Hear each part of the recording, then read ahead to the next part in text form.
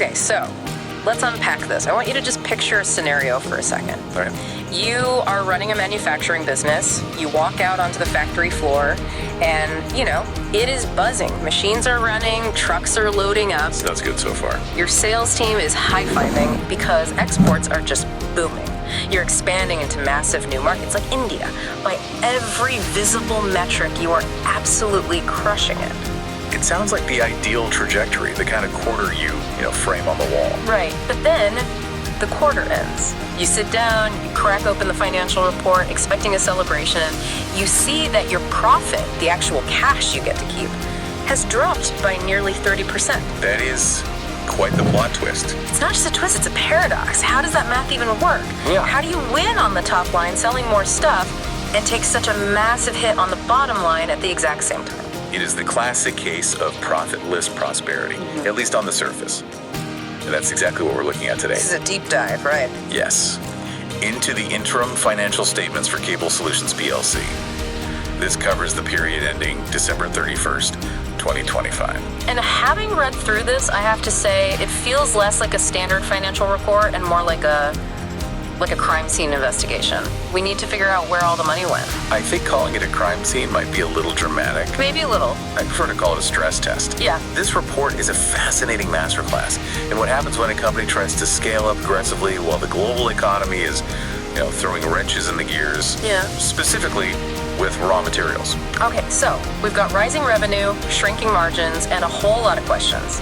That's the mission for today. We need to figure out if this drop in profit is a red flag that the business is breaking, or if it's just the expensive, messy part of building a bigger machine. Exactly. We need to help you spot the difference between bad costs, money you're just lighting on fire, and investment costs, money you spend now to be bigger later. And this report is the perfect case study. It really is. So let's start with the good news, because there is quite a bit of it in that revenue column. I'm looking at the group revenue for the 9 months ending in December 2025, and it's hit 2.6 billion Sri Lankan rupees. That's a 9% increase compared to the same time last year. And 9% is a solid number. In a manufacturing environment, especially one dealing with complex logistics, consistently pushing that top line up by nearly double digits shows that the fundamental demand for your product is real. People want what you're making. And if we zoom in just on the third quarter, on Q3 revenue is 841 million rupees, which is up 6%. So the sales engine isn't slowing down. Not at all. But what's driving this? Is it just local construction or something else? It's much more interesting than that. The report specifies that this growth is supported by steady export demand and what they call deemed export customers. Deemed export. I always stumble on that term. It just sounds like pure accounting jargon. It is a bit technical, but it's crucial. Deemed exports refers to supplying goods to projects or entities within the country that are treated as exports, often because they're in specific investment zones, or, more importantly, because they pay in foreign currency. So even if the cable doesn't physically leave the island, they might be getting paid in, say, US dollars or euros. Exactly. It effectively dollarizes a portion of their revenue stream. It hedges them against local currency fluctuation. But the key takeaway here is that they aren't just relying on the local retail market. They're onboarding new clients. They're scaling up. And I noticed where these cables are actually going. The report lists some very trendy sectors: renewable energy, electric mobility, so EVs, and infrastructure. Which puts them in a very strategic position.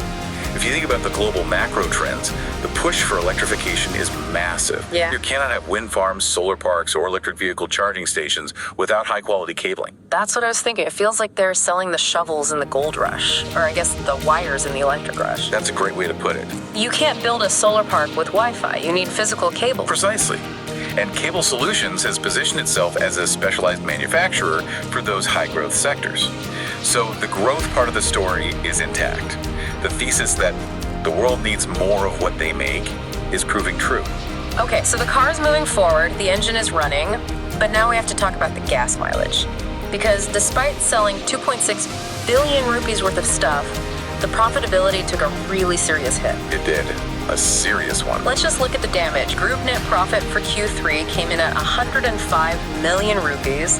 That's a 29% decline compared to the same quarter last year. That is a significant drop. Almost a third of the quarterly profit just gone. And for the full 9 months, net profit is basically flat. 0% variance. They made about 362 million rupees, which is effectively the same as last year, despite selling significantly more product. So they worked harder, sold more, and made the same amount of money.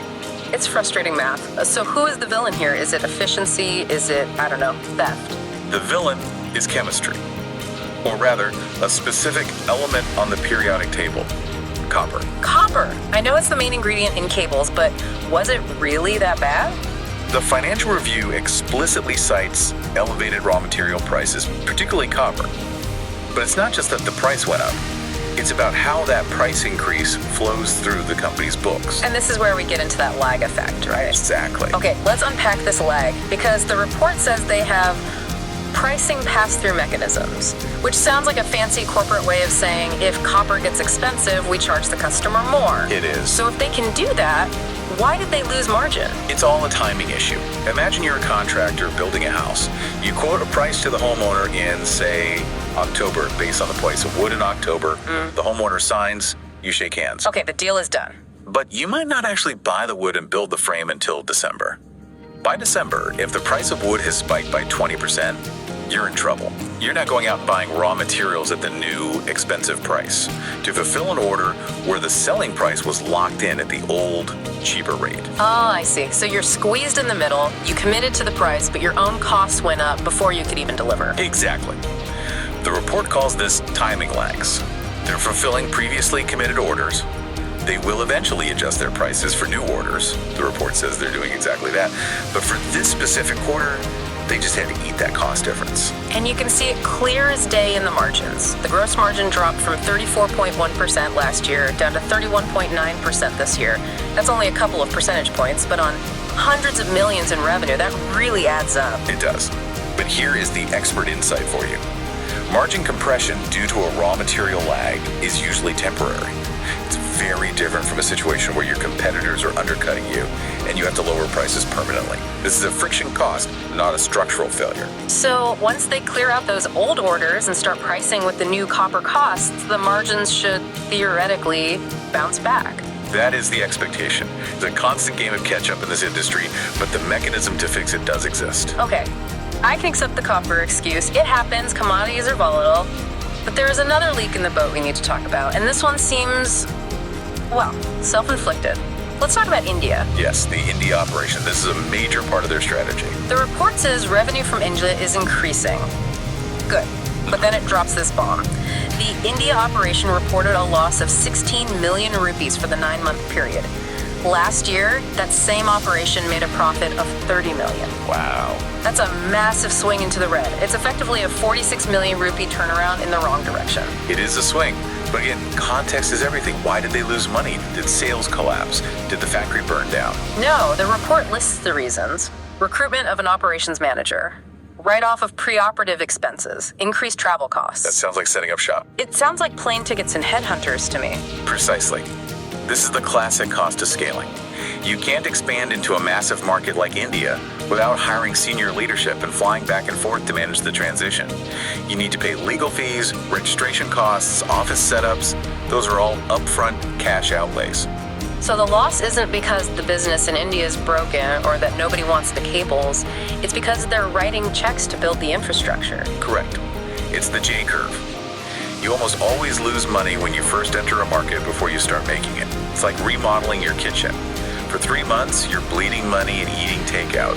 You're technically worse off than when you started, but eventually you have a better kitchen that increases the value of the house. Cable Solutions is in the eating takeout phase of the India expansion. That is a perfect analogy. They're paying the bills now for revenue that's going to come later. But there is something else in the expenses that really caught my eye, and this one felt a bit more startling. I'm looking at the administrative expenses.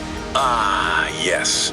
The number that makes everyone do a double take. Administrative expenses at the group level jumped by 71% in Q3. 71%. It's a huge number. I don't care how many managers you hire, you don't increase your overheads by 70% in 3 months unless, like I said, you bought a private jet or something. What is going on there? No private jets, I promise. This is where accounting gets a little tricky, and it's why you absolutely have to read the footnotes.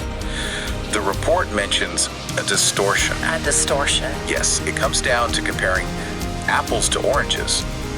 In the same quarter last year, that's 3Q of the previous financial year, they had a write-back of approximately 25 million rupees related to India. Okay, we need to stop and define right back for the non-accountants listening.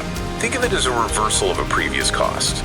Maybe they had set aside money for a liability that didn't end up happening, or they over-accrued for something. When they write it back, it appears as a credit. It acts like a discount on their expenses for that period. So last year's expenses looked artificially low because of this accounting credit, like finding a 25 million rupee check in an old coat pocket. That's a great way to think about it. They got a 25 million rupee discount on their expenses last year. This year, not only do they not have that discount, but they also have the actual higher costs of the new hires and the India expansion. So it's a double whammy. You're comparing a year with extra costs, which is this year, against a year with discounted costs last year. Precisely. If you strip out that distortion, the lack of the write back, and you look at the actual investment in growth, the core administrative costs are much more reasonable. This is why you have to look past the headline percentage. That is a huge relief, because if I just saw admin costs up 71%, I think management had totally lost the plot. But knowing it's a combo of a one-time accounting quirk and deliberate investment makes it much, much less scary. It changes the narrative from waste to accounting noise. Okay, so we've established they're growing sales, they're taking a temporary hit on margins because of copper lags, and their expenses look inflated due to India investments and these accounting quirks. Right. But even with deliberate investment, you need cash to survive. Cash is oxygen. Exactly. If profits are down, is the company actually safe? I want to look at the balance sheet. Because you can have the best long-term plan in the world, but if you run out of cash on Tuesday, you're out of business on Wednesday. This is where the story shifts from growing pains to financial fortress. Despite the profit dip, their balance sheet is incredibly healthy. In fact, it's arguably stronger than it has ever been. Strong words. Prove it. Look at the current ratio, which measures liquidity. Can they pay their short-term bills? Last year it was 2.48. This year, it jumped to 4.28. 4.28. That implies they have more than 4 times the current assets to cover their current liabilities. That is massive coverage. It's extremely conservative. A ratio of 2.0 is usually considered good. 4.28 means they're just sitting on a lot of liquidity. They're not struggling to keep the lights on. And then there's the debt. Usually when companies expand abroad, they load up on debt, they leverage the growth. And that's what makes this report so unique. While they were spending money on India, and while they were absorbing these copper costs, they also managed to pay down a massive amount of debt. I saw that in the cash flow statement. They repaid over 1.5 billion rupees in borrowings. So 1.5 billion, that is a huge amount of deleveraging. So how did they pull that off if profits were down? Did they just find a pot of gold somewhere? They found a pot of investors. The notes mentioned a share issuance, an IPO, back in July 2024. They raised fresh equity capital. Right. The IPO proceeds. That influx of cash allowed them to pay off the banks.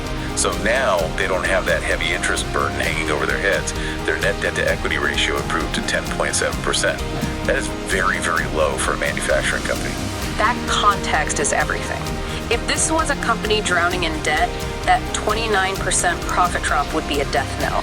But here, they have a war chest. Exactly. They have a very long runway. They can afford to have a few messy quarters while they get India sorted out because they aren't answering to angry bankers every single month. And looking at the cash flow, they generated positive cash from operating activities too, about 83.7 million rupees. So the core engine is still printing cash, not burning it. Correct. The cash generation is there, the liquidity is there, and let's not forget the ownership structure.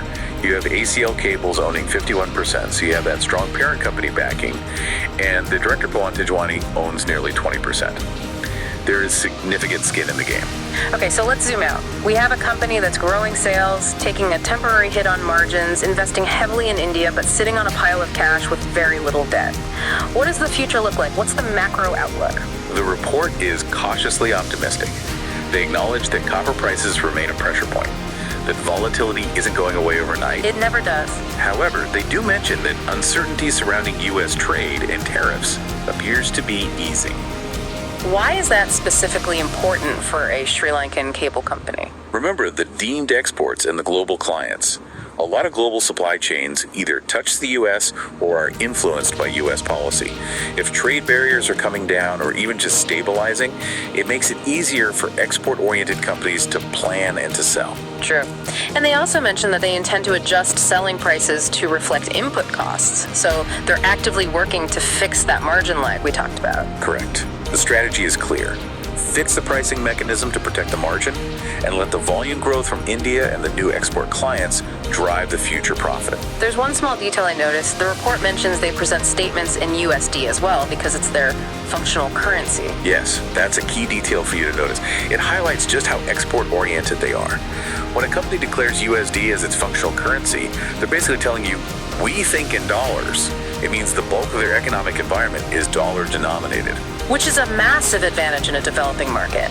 You're holding a dollar-earning asset in a rupee-based economy. Exactly. It puts them in a different league compared to a purely local manufacturer who buys in dollars but sells in rupees. So let's bring it all home. If I'm a listener trying to make sense of this, what is the headline? The headline is, don't panic at the profit drop.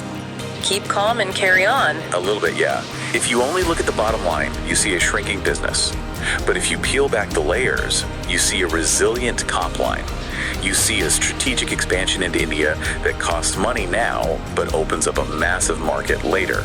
And most importantly, you see a balance sheet that is cleaner and stronger than it was a year ago. It's the classic case of don't judge a book by its cover, or maybe don't judge a company by a single quarter's bottom line. Exactly. Cable Solutions is trading short-term margins for long-term capacity. They're taking a hit now to build a machine that will arguably generate much larger profits in the future. It's a lesson in time horizons, isn't it? Are you looking at the next 3 months or the next 3 years? The balance sheet says they're ready for the long haul. Precisely. Before we wrap up, I want to leave our listeners with a thought. We talked a lot about copper today. It was the villain of this quarter's story. Expensive villain, yes. As the world races toward electrification, more EVs, more wind farms, more data centers, the demand for cables is guaranteed. But that also means that the demand for copper is guaranteed. And the supply is constrained. It's getting harder and deeper to dig it up. Exactly. So here is the provocative thought. In a resource-constrained future, who actually holds the power? Is it the companies like Cable Solutions that manufacture the goods? Or will the companies that control the materials, the copper mines and refiners, eventually capture all the value? That is a fascinating question. If the manufacturer is always chasing the raw material price, their margins are always at the mercy of the miner. It makes you wonder if in 10 years we'll see companies like Cable Solutions trying to buy their own copper mines just to secure their survival. Vertical integration might be the only way to truly secure profit in the long run. A war for resources, fought on the balance sheet. It wouldn't surprise me at all. Something to mull over the next time you plug in your phone or see an electric car drive by. There's a whole geopolitical drama wrapped inside that charging cable. Indeed there is. That's it for this deep dive into Cable Solutions PLC. A messy quarter on the surface, but a very strong foundation underneath. Thanks for helping us decode the numbers. My pleasure. Always fun to connect the dots. And thank you for listening. We'll catch you on the next one.